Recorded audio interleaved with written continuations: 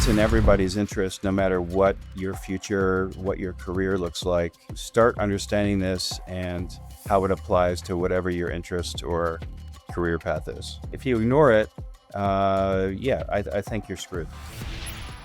This is a show about the future of tech and the future of work. I'm Jeff Nielsen, and today my guest is Dag Kittlaus. He's the co-creator of Siri, and to quote Steve Jobs, cracked AI in a consumer-friendly way. He quit Apple the day Steve Jobs died, but has been living and breathing AI ever since. I'm interested in what we can learn from his time at Apple, but I'm more interested in what's coming next. How can modern AI tools actually help? And are they going to lead to catastrophic job loss? And how can we as leaders make sure that we're ready? Let's find out. Dag, thanks so much for joining today. I wanted to jump right into it. I mean, you built Siri, you did AI before AI, you worked with Steve Jobs. I'm curious, from your perspective, when you look at the AI landscape right now, what it can do, where it's going next, where do you see the promise? The promise is everywhere, and as is the peril, so to speak. I'm not a believer in the fact that these incredible capabilities are going to wipe out white-collar jobs in the next 18 to 24 months. I do see that there's already beginning to be a semblance of breakthroughs in terms of applying these incredible capabilities to research, and you can see there's some obvious productivity gains. Um, I see, like others, a very broad-based application of the technology, for the betterment and productivity and ultimately GDP growth and a lot of the narrative that you've already heard. Um, but I think one of the main areas that people underestimate is the difference between capability and diffusion, which is to say there's a lot going on in the labs that's incredible, but sitting in Chicago, it's going to take a while for that to actually get out into all of the industry and make the market impact we all expect. I'm curious when you talk about the diffusion and I guess the kind of the slower pace of adoption than people, wished for or hoped for. How much of that do you see as being just sort of a human-centric issue in terms of the people actually adopting this stuff versus is this, a design issue on the parts of some of the builders? And, the reason I ask that is I think about Siri and I think about sort of that, the consumer-centric nature of it. Where does it sit, or is it both? It's definitely both. So, the buzzwords these days are, if you spend a lot of time in it, which I do, is they're looking to create 100% workflows. So people are using AI in almost every industry for a limited set of things, but it's not yet replacing what a full role is in a company, because it only does a part of that job. So a lot of the big players, Anthropic, OpenAI, are sort of copying Palantir's playbook, which is forward deployed engineers, which are knee deep into various industries and learning the problems from the inside out that AI can help with, and then designing and building those on and off ramps to create that sort of single workflow, one at a time. So that sort of thing is what's going to make this AI, revolution, or whatever you'd like to call it, truly, a part of the fabric of most businesses. You mentioned earlier that you don't see a huge displacement of white collar jobs. Is that, I want to unpack that a little bit, because when we talk about AI revolution or the impact that I do hear you talking about, is that AI won't replace jobs, or it will replace them, but with even more new jobs that are focused on AI? I don't have a big short-term worry about unemployment rising faster than we're able to ingest the new capabilities. We've gone through this with many, many waves of new tech, all the way back from agriculture used to be 80% of every worker in the United States in 1800. Now it's less than 1%. So it's really the rate at which these technologies diffuse, so to speak, and become a part of the fabric that matters in terms of what does it do to unemployment. Of course, it's going to create a whole new wave of jobs simultaneously. The question will be, do the efficiencies and the resultant, decrease or, in employment offset, the gains? Right. And your sense is that they will because of all the doors that they'll open. I mean, there isn't much evidence yet that there's a bunch of AI unemployment that's happening. Yes, there's layoffs, but honestly, a lot of these companies use AI as an excuse to lay off people they want to lay off anyway. If you find me a good example of a company who laid off a significant percentage and proportion of their workforce and can show, a dramatic increase in the bottom line and productivity. That's hard to find right now. And in fact, Anthropic did their own study where 42% of people that laid people off because they thought they had AI efficiencies have begun to hire those people back. So this is going to take a while. I think it's going to be just as impactful as, the hype will have it, have you believe. It's just going to take a lot longer than people think.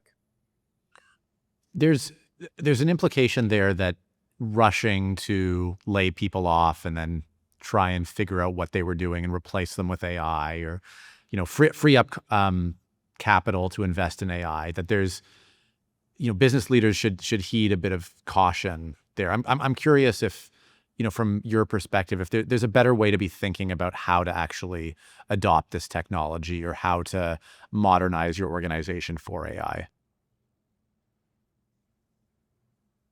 So is the question, what should companies be doing in order to sort of maximally, use this technology to their advantage? Or Yeah, the question is, if we're not convinced that laying people off so we can bring in AI is the right solution, and half of us who do that are going to end up just bringing back those same employees anyway, what's the better road?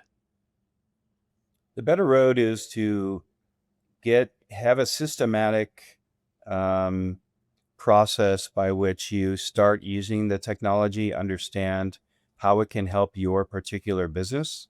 And of course, various industries will have, very different ways that they'll do that, but get your hands dirty, start using it, recognize where it can help, where productivity gains are really had, and encourage people to use it and to come up with their own ideas about how, to use it to make themselves even more productive.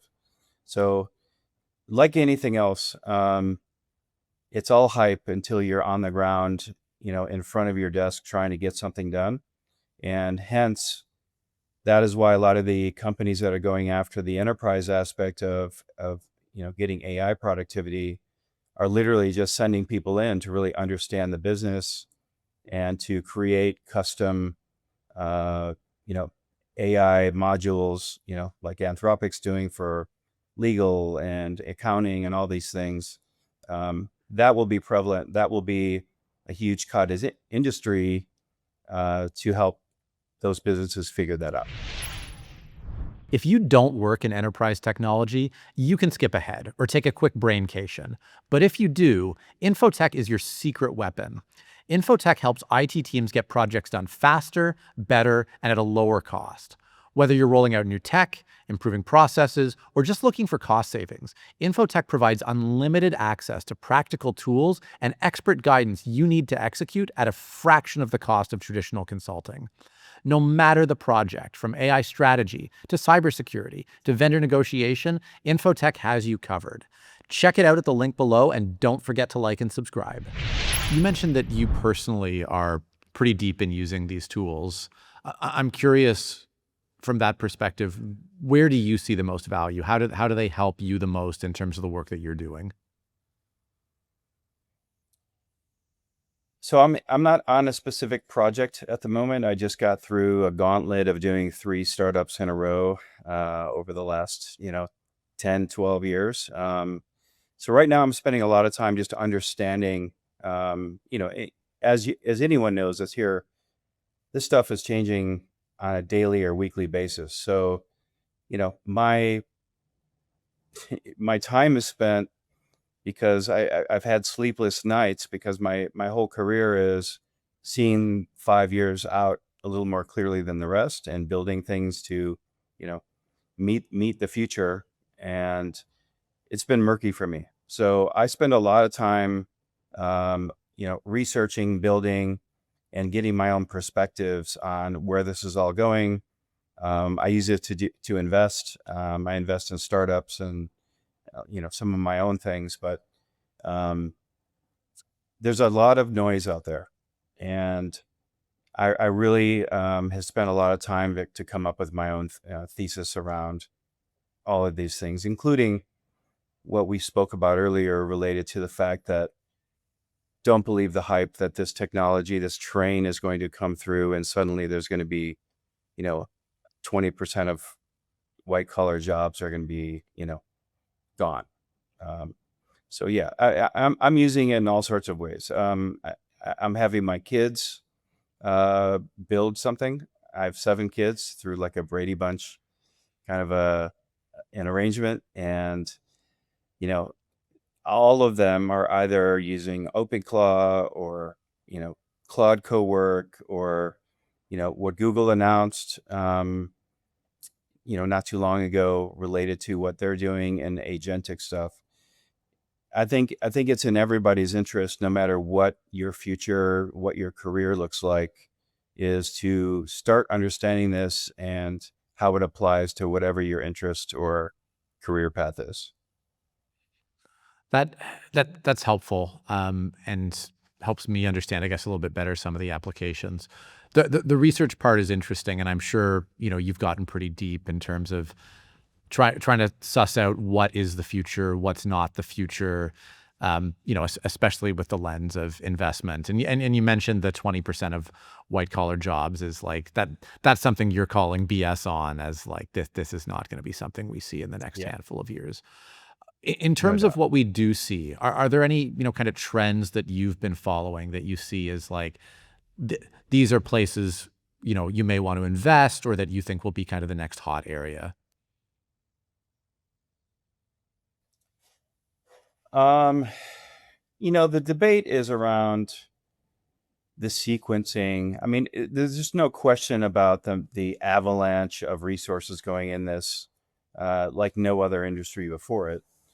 But what I'm starting to see is, you know, are semis, can the semis keep cranking out revenue when the data centers are getting delayed for both construction reasons, power supply shortages, um, memory constraints, and frankly, people just don't want them in their neighborhood, right? So what's happening is that a large number of purportedly completed data centers in 26 are going to be built in 27 or 28 or 29.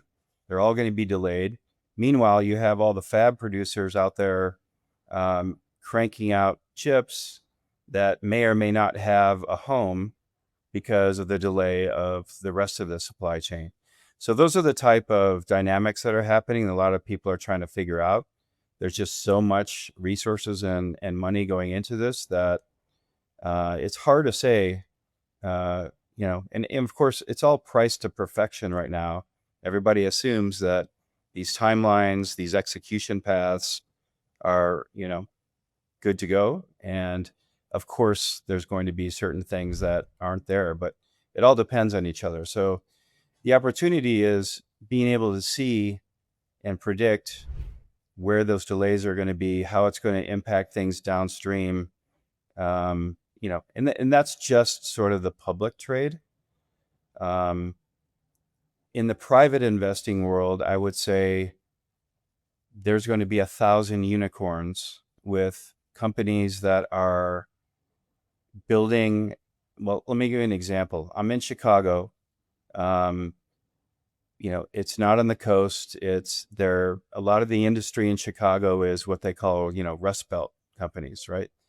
They've heard about AI. They're talking about it in their board meetings. They've got nothing but customers and resources, but very little knowledge on what to do with it. And so now there's some incubators starting up with some friends and I that literally look at what are some very sort of boring, tedious issues in major industries that, we can come in and help build companies with people that have insider knowledge of, industry specific stuff like insurance, becoming a third party administrator for, a health plan and being able to customize health plan for medium-sized businesses in a way that they would never get from Aetna or Blue Cross. So there's some really innovative stuff that's happening where the general attention just isn't focused on. And I think those are really good opportunities to build companies around. When you look at the, I guess, the landscapes of organizations out there, whether it's tech, whether it's non-tech, I'm curious who you see as some of the winners and the losers shaking out from the next handful of years and this sort of diffusion pattern. What are the character? I mean, first of all, are there any specific sectors or any specific, I guess, organizational demographics, whether it's the bigger guys, the smaller guys, any particular areas where you think are going to be more conducive to, getting ahead versus falling behind? And what are the characteristics that organizational leaders can think about to try and make sure they end up in the winner camp? Well, are you talking about sort of the battle of the frontier models, or are you talking about just, everyday enterprise? I'm talking about everyday enterprise. I'm talking about, whether we think, big companies are going to get farther ahead, whether we think startups are going to come and start disrupting them. Are there particular sectors that are going to completely be changing their business models in a way that, disrupts some of the incumbents? I think the basic tenet is valid for all of them, which is begin, have a very specific and aggressive plan for getting your hands dirty with the tech, having your employee base get to understand it. And they'll discover through their day-to-day work, especially if there's, a few experts that can run around and help people sort of get up to speed on what's possible and teach them. I think it's more about getting that attitude and getting that process rolling than whether or not they're big or small, because, this is a layer on top of everything. It's not an industry or sector specific advance. So winners and losers, you can see that, for example, consulting companies are clearly replaceable in many ways with their existing model, right? So because you can just go in and get expert advice and have them make, decks for you in 10 minutes, which used to cost, $500 an hour for, whoever to come in and help you do that kind of thing. But they're getting smart, and now they're doing deals with, so the Accentures of the world, they're partnering up with the frontier companies and saying, hey, we're going to take it upon ourselves to take your platform and get it deeply embedded in various industries with the scale that we have. And that's going to help you win. So now they're doing joint ventures, which, several of which were announced not too long ago. I don't know if you heard any about about any of those, but that's starting to happen. But I would say in general, having a systematic approach to getting your employees feet wet and hands dirty on the tech, and having some kind of systemized way to figure out how it can best help your enterprise. And there's clearly going to be, like I said, it's going to take longer than everyone thinks, but the benefits will be there. It's not going to be as disruptive. I don't see civil unrest coming down the road. But I think a deliberate, clever, and disciplined way to get that ball rolling is the way to go, regardless of the enterprise. This might be too much of an oversimplification, but I'm curious. One of the ways that I talk or think about organizations using AI is sort of, top down versus bottom up. Is it the board coming up with this big, grandiose, this will be the organization of the future and how AI will get us there, versus do you empower, rank and file grassroots employees to, to your point, have the tools and be, I guess, smart and motivated enough to re-architect things that they're doing in a way that rewires the business. It sounds like your perspective is more the latter, right? Like, let's decentralize this. Let's have people actually do it. Is that a fair categorization, or is there more to it than that? So I would say that large enterprises and startups will diverge in a big way in terms of how that's accomplished. So the larger companies will have to go through the process I was just talking about, which is, hey, let's figure out what the best way is, to use this new revolutionary capability for our business, and get organized about that. The newest startups are going to be completely re-architecting what companies look like with a real AI forward, not someone that's already down the road and that's 10 years old. You see a lot of the software stocks getting beaten up because they're really trying to overlay something into an existing process. But there's going to be 1, 2, 3 person companies that start everything with at the baseline of AI first, where they're not changing existing workflows. They're building the original workflows using AI, which will be, multiples more productive than trying to overlay AI on something existing. So I think it depends. I think the larger companies will have, some kind of transformation project to, gain efficiencies through getting their hands dirty. And then the newest startups are going to come out and change everything by being AI first across a lot of things that never were. That makes a lot of sense to me. And it's interesting that there's now this kind of new generation of companies that are suddenly a lot leaner, a lot more efficient, and, I guess, to use the trope, can do a lot more with less because they've been engineered and architected to be AI first. If you're a leader in a large company, is that when you're thinking about this new wave of competition, like, is that an existential threat? Like, should these companies be worried about finding themselves to be like the Blockbuster and like a Blockbuster versus Netflix story? Or, do you think there's room for everybody, or some other structural advantage that the large companies have that are going to help them, get through this wave of competition? I would say for the most part, yeah, if you don't make a concerted effort to jump on this wave, I'd say your prospects are dim. It will be a part of things. There's no question about the productivity gains that you'll get, especially after you've taken the time to understand where and how to implement those.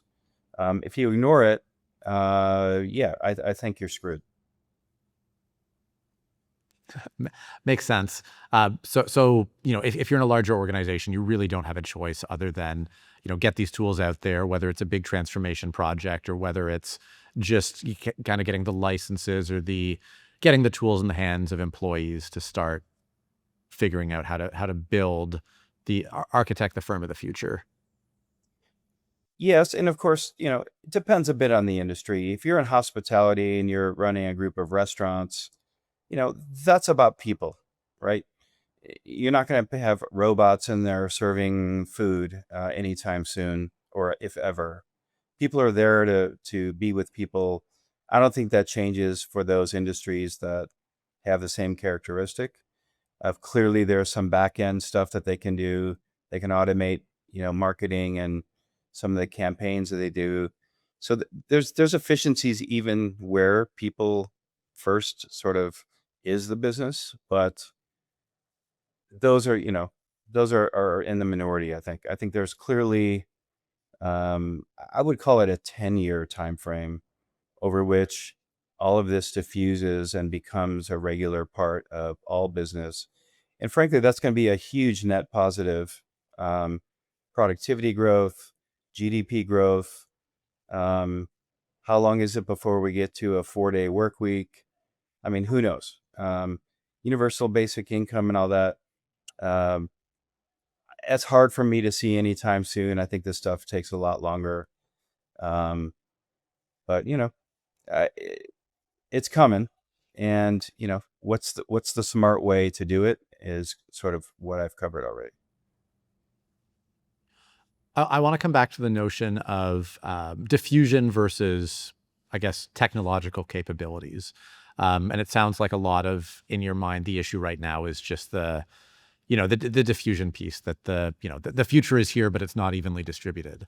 Um, I Exactly. was I was thinking about a conversation. So I was talking to Adam Shire Mhm. on the show in the fall, and at least at the time, he was he was a very tough critic of LLMs, and was complaining that they're a lot less intuitive than even Siri was in its early days, and could create a lot of interesting text or media, but couldn't actually get things done in the same way that Siri could do basically 15 years ago. Uh, the reason I'm bringing up that anecdote is I'm curious to what degree, from what you've seen, the technology is here already. It really is truly a diffusion problem versus are there, to what we were talking about earlier, some real issues with the technology itself, and we need to see it continue to develop before, we can expect it to be deployed at scale effectively. So I'd break that into two parts. The original Siri vision, for lack of a better word, I mean, we had to sort of anchor this notion of a personal assistant to something people knew when we started it way back in the day, because people didn't understand what we were talking about. So we called it a do engine instead of a search engine. And the technology to make that vision come to life is now here. I don't see any restraint, like understanding language, be able to delegate to a multitude of APIs. The architecture of MCP and UCP and some of these other connective tissue things that agents will use to conduct commerce. All of these bridges are being built right now. Um, the APIs exist in almost all of these companies that you could. I mean, we call it back then, and our second company called Viv was actually even more about this. I don't know if you remember that or not, but that was acquired by Samsung and is now their version of Siri called Samsung, called Bixby at Samsung. Um, but yeah, we could spin up with one query. It might do 5 API calls, um,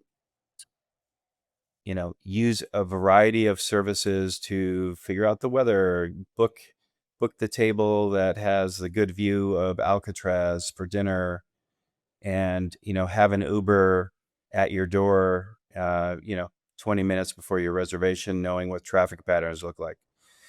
Those types of use cases are definitely coming and have no further technical constraints.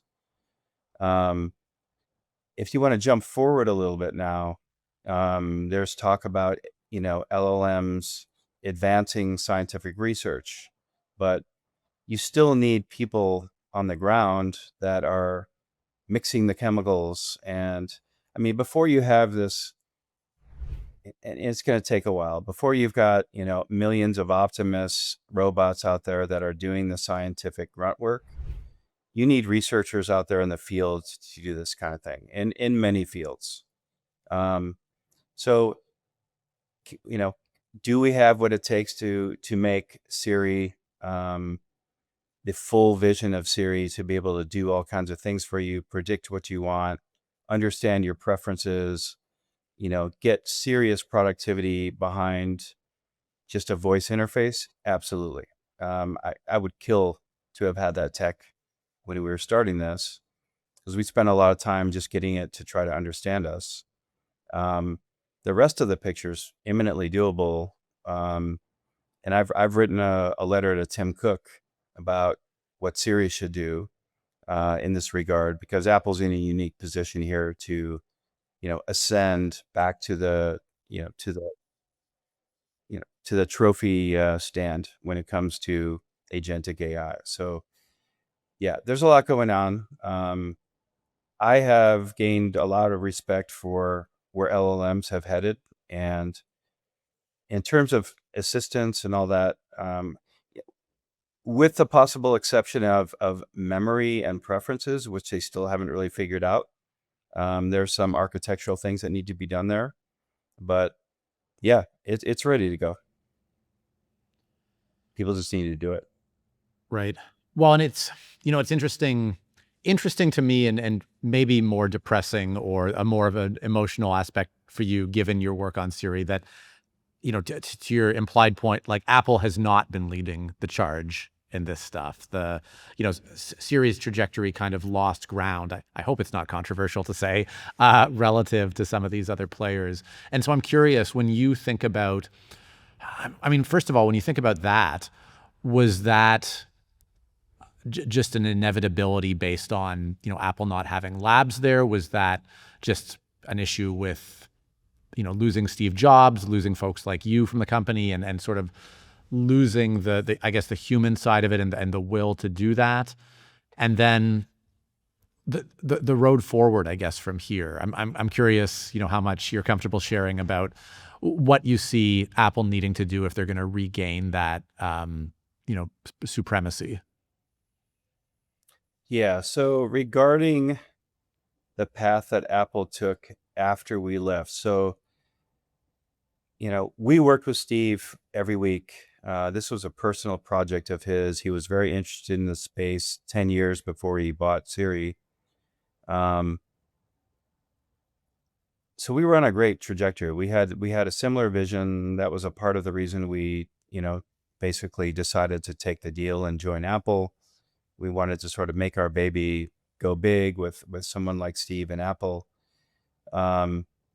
We were on the right track, but Steve died the day after the Siri launch. I actually quit the same day he died, because I didn't want to work without him on it, because you can see how things are going to change. You can get a sense for it, and there's a lot of other sort of noise that was coming in around what we should do with Siri and whatnot. So I left. Adam left soon after. We started the second company, and off to the races on what we felt was important, which was opening up a Siri-like environment for third parties to be able to build apps on. So think an app store for AI, where anyone could build capabilities for Siri, and just like the App Store, which to this day, I think Apple has an opportunity to use the incredible ecosystem that they have to create an app store where people can create their own capabilities and choose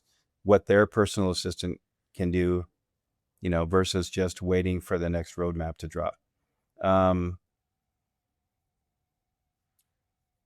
Yeah, going forward, what specifically are you thinking about on that roadmap that you're thinking about? Well, I mean, I'm curious, and again, I don't know how personal we're getting here. You mentioned you wrote a letter to Tim Cook. Like, what are kind of the broad strokes in as much detail as you're comfortable sharing about Yeah. what needs to happen to right the ship. So there's an aspect of what we have been working on for 15 years that a lot of the people, or most, if not all, I haven't seen it yet. Um, they're working on building intelligence and, you know, getting better benchmarks and solving harder problems. There aren't many people who have thought through what would it take to apply that intelligence to make, the virtual assistant vision that we had back in the day a reality. So there's taking the tech and morphing it into something that really gets to know you. So, the gist of that paper was what I call the Conductor Thesis, which is that Siri should be spending most or all of its time getting to know you, knowing everything about you, your preferences, your habits, how you use various things, what time you get up in the morning, your health status, and then using that information to delegate tasks and getting information and timely alerts about various things that matter specifically to you. I don't see anybody in the market whose sole focus is to build the conductor that directs the symphony of what will ultimately be a world of specialized agents out there. And I think Siri's in a really good position to do that. They have a ton of context about us already, as does Google. If you think about, you know, Gmail, search history, you can go on. And Apple has a similar, baseline that gives it an advantage to jumpstart how quickly it can do things that are relevant to, you know, any of us. Um, so yeah, I think the future of the personal assistant aspect of this, call it the consumer play, is build that interface that the individual can't do without. Spend a lot of time and it's a two-way street. It's not just inferring things by looking at your emails and understanding the relationships that you have, being able to write and respond in your voice, um, knowing your preferences when you book the flight, that you like aisle seats rather than window seats, and you like to travel in the morning. And generally speaking, you travel out of O'Hare instead of Midway in Chicago. There's a whole preference graph that's going to come out of this for someone who does it properly. Um, and I don't see anybody doing that properly. So I think that is a missing link in what consumer AI morphs towards, and not as relevant in the business and enterprise case, although you could argue that there's enterprise versions of this around it getting to know your work very specifically. So the whole part of the ecosystem that seems to be missing is that very personal aspect of it. And, I've always thought nobody's done personalization, even close to what the opportunity is. And I think that holds very well in this world we're in. I think it's really interesting. And, you know, one of the aspects of consumer AI, of consumer technology now that's on my radar that I feel like wasn't as present, 15 plus years ago is it feels like we're starting to see a real consumer backlash against AI, that there's this kind of negative reception of, and by the way, in no small part because there's all these narratives about, oh, AI is going to take your job, or AI is going to have some sort of negative societal consequence. And we're starting to hear more stories about people opting out or saying, no, I don't want that. AI equals bad. Assuming we want to overcome that and that there actually is, value in these things that we're creating, how do we overcome that? And how would a more consumer-focused company like Apple or anyone serving consumers, I guess, really overcome that and be able to, build that trust or build that demand? Let me ask, did you hear about the commencement speech that Eric Schmidt gave at University of Yes. Arizona? Let's talk about I that for a was minute, I was sure. I was there. I was in the audience because my daughter was graduating, and it was wildly inappropriate, but and the message was really good. But yes, there was this incredible negative bias around AI and tech in general, and I think that narrative has been way overblown, but it doesn't help when the leaders of these companies are Dario and with every other breath is talking about white collar job loss and maybe all jobs will be gone in 10 years and it'll just be a bunch of robots out there. All of that stuff is just really, I mean, it's overblown. It's clearly not going to happen. Um, and if anything, AI is a huge net positive in the world. Now, notwithstanding all of the potential dangers around cybersecurity and the bad actors using it to create new viruses or whatever. Those are real risks, and I think that they're being appropriately prioritized in terms of wanting to make sure that doesn't happen. But I think people just need to project the future of what's possible and more likely to be possible, which is great advances in, you know, disease research, drug discovery, the economics of productivity, and that people can understand and feel, getting a lot more done in their job. Uh, I do think that there will be societal shifts in our patterns, like a 4-day work week. I think that is a real possibility, which gives people more free time. Uh, the GDP growth is real. I mean, I think we're already starting to see GDP growth accelerate, other than, you know, some of the inflationary pressures that we're feeling now. If you were to take that all out of the equation right now, you would see higher GDP growth than you've seen a long time, if ever. The productivity is starting to really happen, but it only accelerates over time. So that's nothing but good news for, the everyday person's life ability to afford things, to have more time to spend with their families and on hobbies. And, the whole issue around, hey, what if we end up not needing to work? What's our identity? I find that uh, a non-issue. Um, if I had a bunch of time on my hands, I would be, you know, working for, I would be planting trees and, you know, do, I would be doing things that made me feel really good about contributing to, the long-term decline of the environment, or, take your pick. Pick your favorite hobby. You'll have more time to do it. Pick your favorite friends. You'll have more time to hang out. Um, that's the message I think is more realistic. Um, so all the doomer stuff, I think they need to just tamp down a little bit. And, um, you know, I'm not saying that there aren't risks there, but they don't have to make that, the primary narrative of every talk that they give. So I think that stuff spreads. The news media comes out and starts convincing people that AI is bad and all these jobs are going to be gone. That's just not the reality.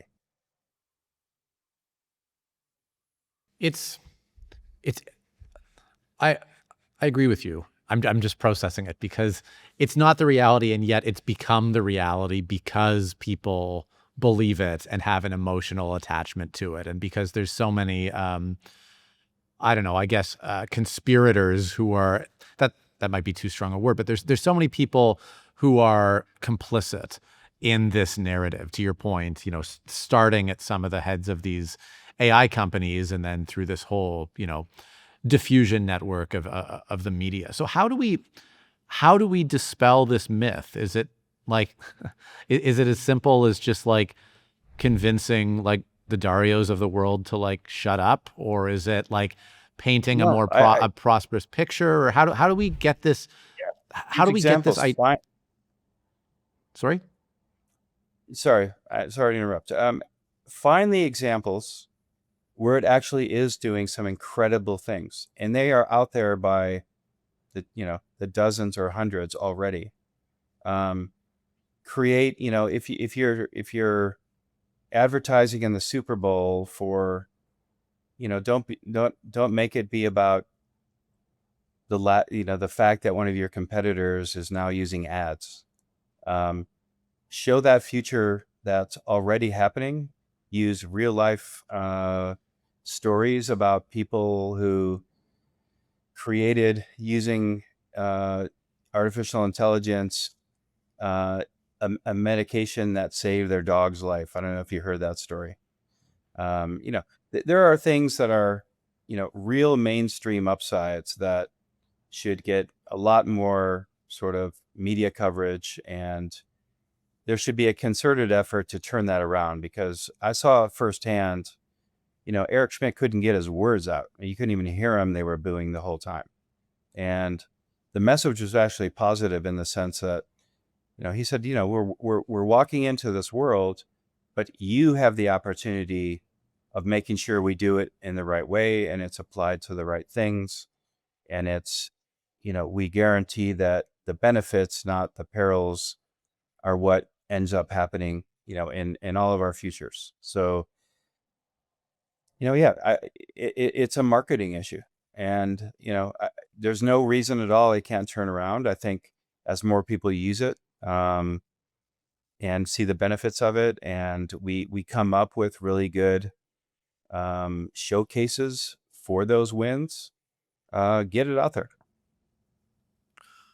So if we shift the playing field slightly, and now instead of talking about consumers and the consumer backlash, we're talking about business use cases and how to make sure employees are using it versus an employee backlash, and dealing with employees who are saying, well, why would I use AI? As soon as I use it, you're just going to fire me and, have it do my job without me. Is it the same playbook for getting employees on board, or is it a different playbook? If you're a business leader, how would you try to convince your employees that this is actually good for them, not just good for the business? So behaviors are driven by incentives. So I've already heard companies who literally track how much people are using AI, like in terms of hours per day or hours per week, and, giving them a pat on the back or the AI employee of the month. Um, but, I would say just, yes, here's some tools. Let's see how much more you can get done this week than you got done last week. And we're going to pay you bonus or overtime or whatever, pick your compensation. But, you know, behavior is driven by incentives. So, Mm. get motivated to use these tools and figure it out in your own context, how to, make this better for our company, make our company more productive, and you will see the upside of that personally. I think I caught something there that I want to just confirm and talk a little bit more about. You talk about the incentives, but it sounds like when you talk about incentives, we're talking about more carrot than stick, I guess. That this isn't just, hey, use AI or we'll fire you. It's some compelling positive reason to use AI or some reward for using it versus just more fear. Is that fair? Hmm. Yeah. And I think it's the only effective way. I mean, beating somebody over the head and having them clock the number of hours or number of tokens they use on AI, God knows what they're doing, on Claude or whatever, to rack up those hours. I would tie it to a specific productivity goal or, certain tasks that they need to do. And hey, if you did 30% more of them this week, you get that upside. But the stick to me isn't a relevant way or an effective way to diffuse this into their everyday work stream, because you're literally just saying, hey, use AI, whether you like it or not, or else. And how they use it, is the difference between whether it's actually benefiting the company or not. So, and if you don't want to use it, that's fine. But hey, start creating productivity goals across various functions, and we'll see who's winning that race, with or without. So, with that in mind, you mentioned earlier that you've been doing some work with incubators and helping, you know, broader organizations, kind of up their game when it comes to using AI, starting to rewire a little bit for AI.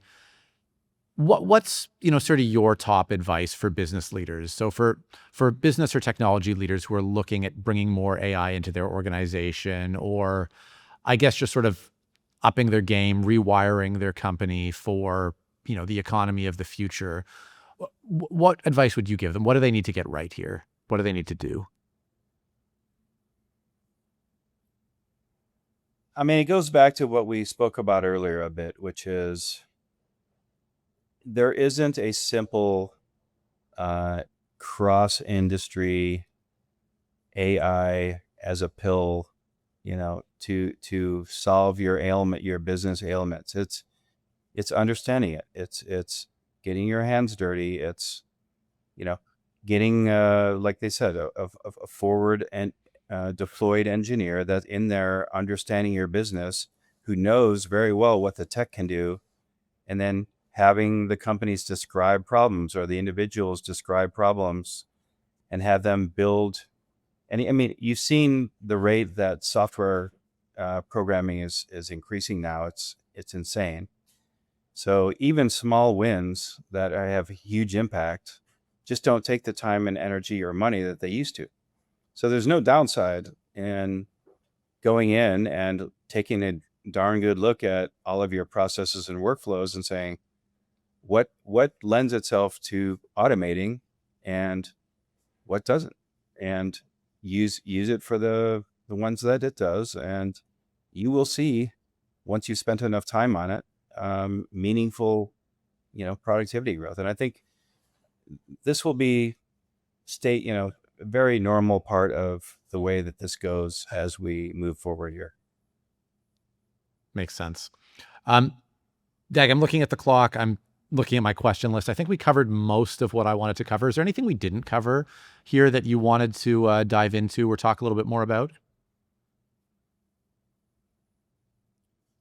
um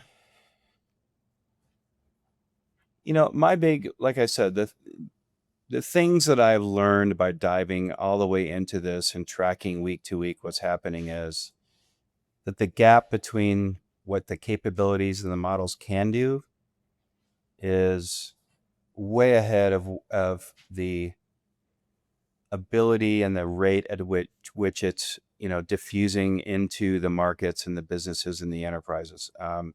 That's the key takeaway. Um, you know, the people that are effectively implementing it and going through some of the things we've already spoken about are going to win. Um, an example of this is, like, you hear, okay, are doctors going to be replaced by AI? The answer is no. They're going to be augmented by AI, and doctors who use AI will be preferred over ones who don't, and will be better doctors as a result of it. I mean, I spent a year on a project to gather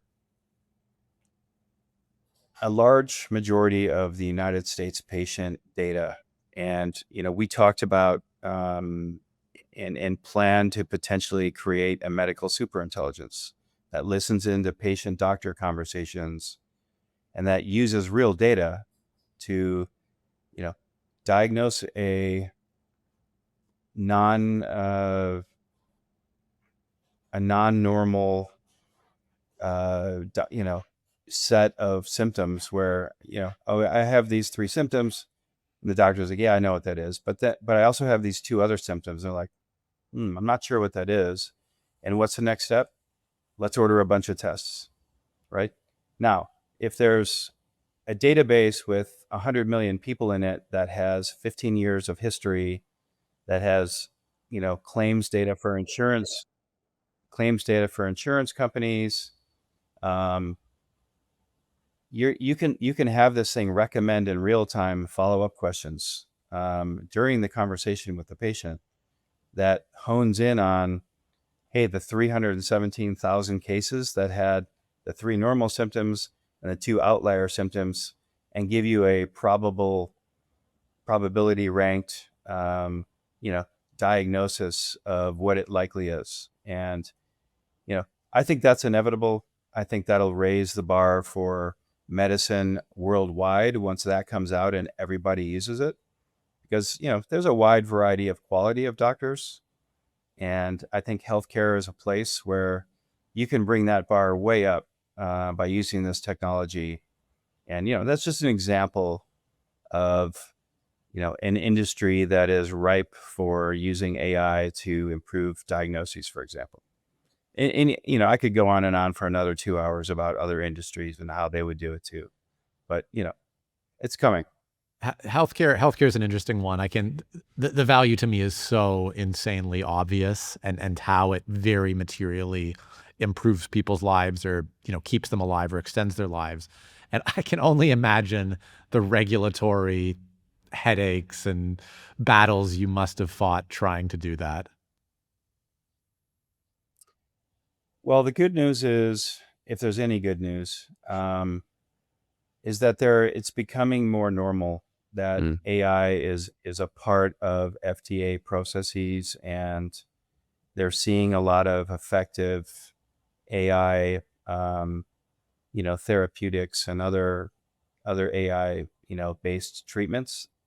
So I'm hoping that drastically reduces the burden to bring great ideas to the market in healthcare. I went through a really horrible last startup. We spent 5 years, and in the end, it worked. It was amazing. It was the number one health issue in the world we were working on. We created a much easier way for people to measure and manage blood pressure using their iPhone, right? Just putting their finger over the camera to measure it. And it would track every day. We got their blood pressure under control in just a few weeks. And then FDA ended up keep asking for more data that, every time they ask, we have to do a clinical trial and get 6 sites mobilized and spend another $7 million. That drove that company into the ground. So, if we apply AI to both sides of the equation, it's going to make life a lot better for us all. No, I think so too. And it's a sad story, not just a sad business story, but a sad, kind of consumer health story that, something that valuable couldn't get off the ground. And I don't know. Yeah. I would like to believe that the whole thing is a when, not an if, versus, some intractable problem that we've created, or who knows if there's I don't want to, besmirch the FDA too much, but if there's, another country that has, an incrementally more lax regulatory body where you can, actually do it at scale and say, see, if it works there, it can work here. But I don't know. I'm like you. I'm trying to find ways to remain hopeful. I think this whole story is a hopeful one. I think the things we discussed on the dark side of it, which is the negative rap AI is getting for no good reason, the worry and the fears about job losses and social disruption and the whole thing. I'm just not buying most of it. And there's evidence to back me up on that. I'm not saying ignore it. I think there's a lot of good initiatives to make sure that we navigate this period, appropriately. And I think if we do, the future is bright, and it's going to be a way more net positive than net negative. I really like that. And I really like that as a note to end on. So Dag, I wanted to, on that note, say a big thanks for joining us today. It's been really interesting, really insightful, and we appreciate you having you here. Thanks for having me, Jeff. And it was, the there's a ton more to talk about down the road, and I'm happy to do so. Most viewers don't know this, but Digital Disruption is developed by Infotech Research Group, a leading advisor to technology leaders around the world. If that's not you, you don't need to care, so skip ahead and enjoy our content. But if you are a technology leader, Infotech helps IT teams get projects done faster, better, and at a lower cost. Infotech provides unlimited access to practical tools and expert guidance you need to execute at a fraction of the cost of traditional consulting. No matter the project, from AI strategy to cybersecurity to vendor negotiation, Infotech has you covered. Check it out at the link below, and don't forget to like and subscribe.